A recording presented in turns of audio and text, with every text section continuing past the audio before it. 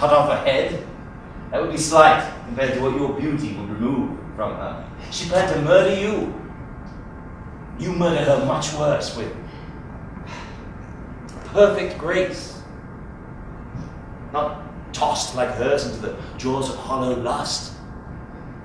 Preserved by moderation, haloed in the glare of perfect, famous, virgin truth.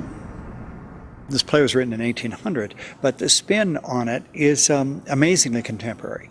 I mean, the play looks kind of like a really poetic, really gritty, really smashing version of an Elizabethan West Wing, and so it's very exciting. There's a lot going on. The stakes are enormously high. The characters are very rich, and it feels like corporate power as much as it does historical drama. I mean, there are many secret followers of Roman idolatry still in this island. They're all hostile to you. They all belong to the Stuart. They are in contact with the Jesuits in Lorraine, who are committed to your total annihilation by means of subversion. Elizabeth, Queen of England, is on the throne and sitting quite uncomfortably there because she's quite worried about her rival and her cousin, Mary Stuart, who is Queen of Scotland and who is also of royal birth, her cousin, and has potentially a claim to the throne, especially considering Elizabeth had been declared illegitimate at one point by Henry when he decided to get rid of Anne Boleyn and chopped off her head and declared his daughter illegitimate. So Elizabeth sits in the shadow of fear that Mary might be a hub and an agent for a Catholic uprising and a takeover from France and of the entire kingdom. I have to admit, I really am at a loss to explain how this stateless Queen of the North, who couldn't hold on to her own throne, who's the laughingstock of her own subjects, who spit her name, is suddenly a major national threat. Mary, in turn, has had a lot of troubles of her own. She's had a turbulent past life. She was around when her husband was murdered. She possibly conspired in that. Then she married the murderer. And, she had a very lurid past. There was an uprising in Scotland, and that sent Mary packing. She should have gone to France, where she would have been home safe and sound.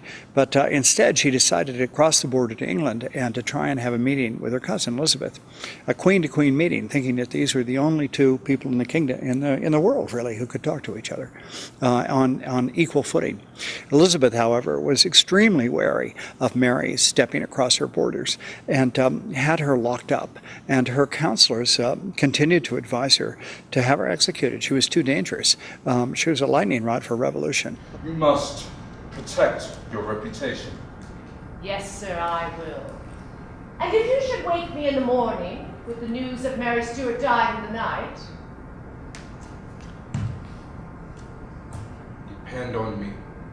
how soon can I expect my sleep to be more easy?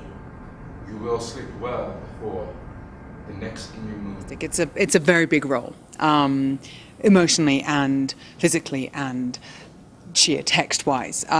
So it's been very intense and required a lot of energy, but it's been a very exciting process. I love the play, I love the character, I love the interactions with the other characters. So it's been a wonderfully passionate, illuminating, effervescent kind of process to work through the play. How's this happened? How have my prison doors blown open to allow me to breathe the full, free air of heaven? Oh, my goodness. And one thing that's interesting to me about the play is how present it is. Elizabeth gets knocked down for being too manly, too tough, which is, I think, what every strong woman goes through. So I think it's very relevant to this period. I also love all the arguments that are within the play because they're all correct. You can understand what they're saying. It's just which side you're on. So that's been fun, and it's also fun to have two strong gals battling it out, not fist fights or anything, but again, two strong arguments and what's going to happen. It's great in a classical kind of play as well that the two leads are women and not your typical either ingenue or evil woman, Correct. but women with strength and with hearts and with intellect, and that the fights between them and the other characters are intellectual and emotional and fully rounded without them losing their femininity. To please my servants, I must take a master. And so they show me what they think of me, not as a man and a king, as I have ruled them, so I believed, but simply as a woman. I know God is not best served when humans go against nature. But should a queen, who does not waste her days in contemplation, doing less than nothing, but who tirelessly and uncomplainingly performs the toughest of all duties, should she not be exempted from the natural law that makes one sex the servant to the other? What Schiller's really interested in is freedom. And he's writing in 1800, and for him, the enormous value of the human soul and the human existence really is freedom. And that freedom is mostly found, in Schiller's mind, in resistance. And resistance to authority, resistance to constraints, resistance to pressures, resistance to political necessities. Most people crumble under this, and most people don't find freedom. They either just accept their circumstances, or they knuckle under, or they're just washed away. In Mary's case, and Mary is a quintessential Schiller heroine in this play, she loses. Of course, she loses her head, she dies. But she dies after finding a real path towards spiritual freedom, a freedom of mind. And so she becomes a genuine, for Schiller, a tragic heroine. Elizabeth, on the other hand, the winner, the victor who emerges safely on her throne, is defeated. And we feel at the end of the play that Mary, who has spent the entire play in prison, is going to someplace free, whereas Elizabeth, living in freedom, is even further incarcerated in the prison of necessity. Be gracious, sister. You don't leave me lying dishonored in the dust. Reach down your royal right hand to raise me.